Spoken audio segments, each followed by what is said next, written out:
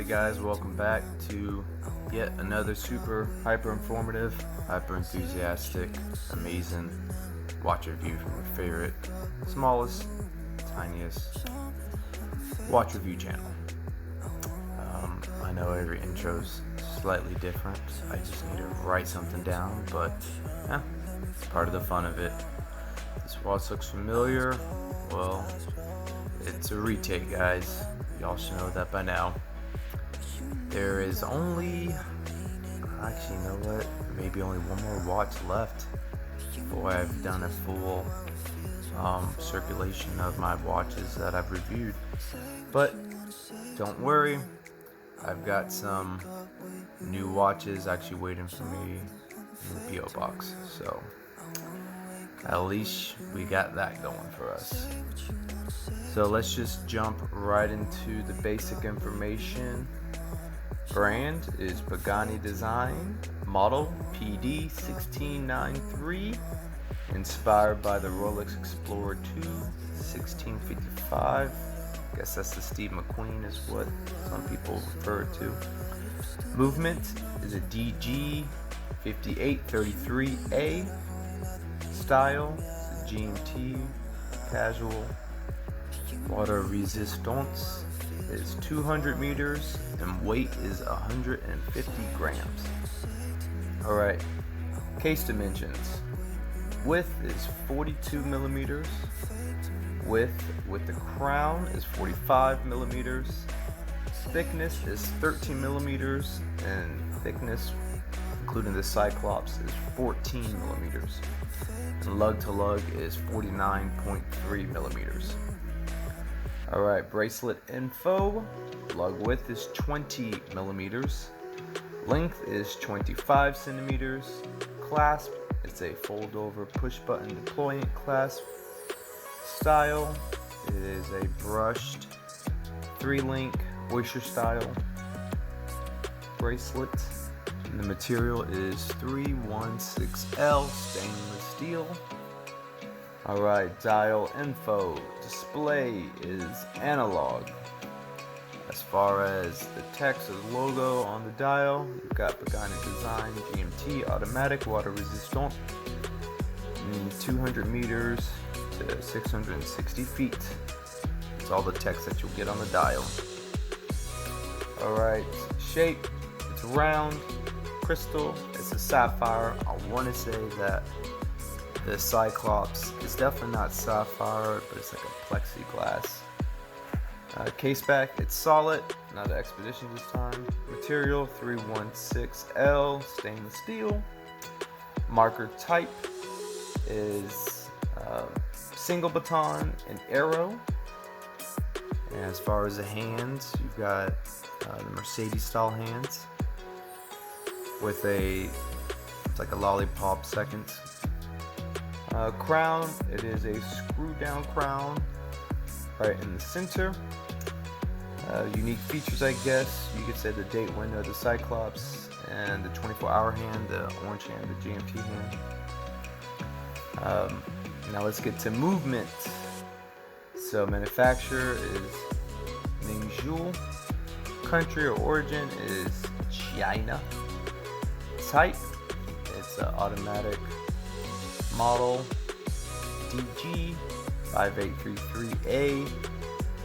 There is hacking, so yes to hacking. There's 21 joules. Your power reserve is 48 hours. Your BPH is 21,600 beats per hour or 3 hertz.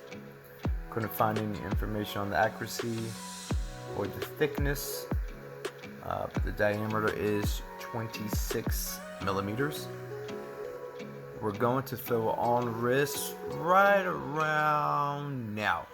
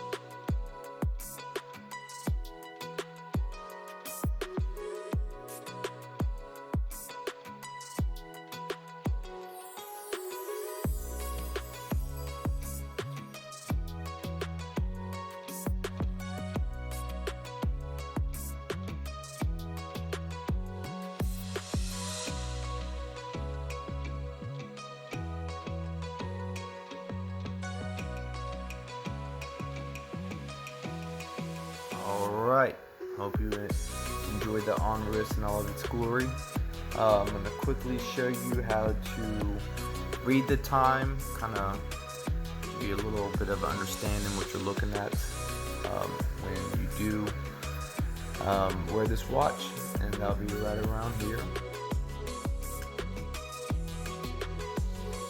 Alright, so I'm going to quickly explain how you would read the time on this watch. It's not like a typical GMT that has a rotating bezel, which plays into, having multiple time zones. This is a fixed bezel. So here on the very top of this bezel you see 24, so that's going to be 12 a.m. So where the orange 24-hour hand is at the 3 o'clock, you see on the bezel it reads 6, so that'd be 6 a.m. So on the local hour, where you see at the 6 o'clock marker where the local hour is, so when you're down there in the caves, you don't know if it's day or night. Well, this is a good indication to tell you exactly which part of the day it is, or which time of the day it is. So as of right now, if I'm looking at my watch and I see the orange 24-hour hand at the 6, and I see the local hour hand at the 6, I'm gonna know it's 6 a.m. early in the morning. So the sun's about to come out, depending on what time of the year. So now to give you a better idea, let's do 6 p.m. So we're gonna adjust this. We're gonna move the orange. I'm trying to do this all with one hand. The orange marker, the 24-hour hand at the 6 o'clock should adjust the local. So right now, let's say fast forward, I'm looking down at my watch and I see 12, so that's noon. So right now, the time would be noon, 12 o'clock. If you look at the local hour hand, it goes straight to 12, and 24 is 12 p.m. That 24 up there is 12 a.m. So yeah, it's a little confusing. I understand, it's just trying to articulate. It's always fun. But yeah, I guess this isn't technically a true GMT.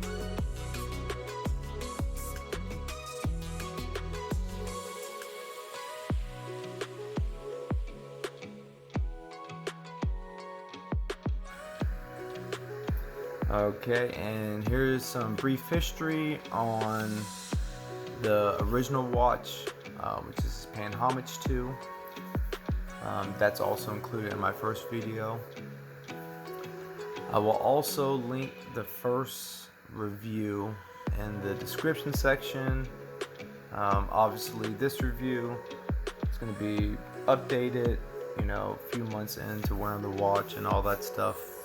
And also macro shots and just a little bit higher quality shots in general. A little bit more information in that regard. As far as the watch, I do like the watch. Liked it a little more right when I got it, but after owning and wearing the watch, it is nice. I'm just now becoming more of a fan of smaller dial watches, preferably 36 millimeters. But this at the time was probably the closest representation of the Rolex Explorer 2 1655. The only other homage at the time didn't have a Cyclops, and I wanted the Cyclops, even though I'm not really the biggest fan of date windows and Cyclops. But as far as the accuracy, I wanted something a little bit closer to the original, and the other homage was like 3 times the price. Now Bleeger, they have their version of this. I still think the Pagani Design is the best looking out of the 3 homages. Obviously, I believe it's Steinhardt, the first one, is probably gonna be better quality. Like I said, the Cyclops kind of is what got me to get this watch. just because it's a little closer. But it does wear nicely. It will look good with the NATO strap. I think almost any watch will look good with the NATO strap, just depending on the color. But with this, something like a tan and black, something very simple. You know, this is a caveman watch at the end of the day.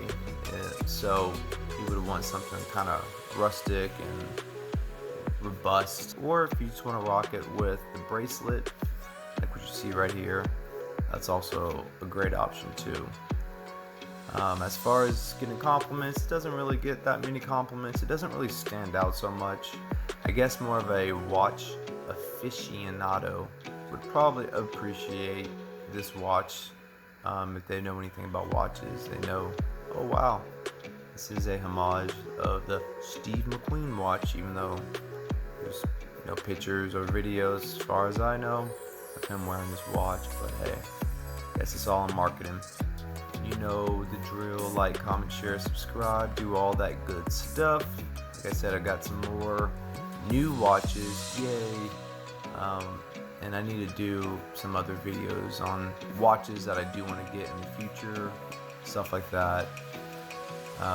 So that should be coming y'all's way pretty soon, hopefully. But yeah, guys, almost at 300.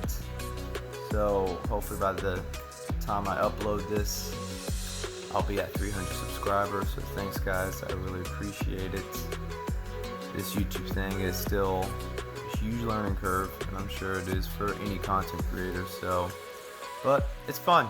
It's interesting.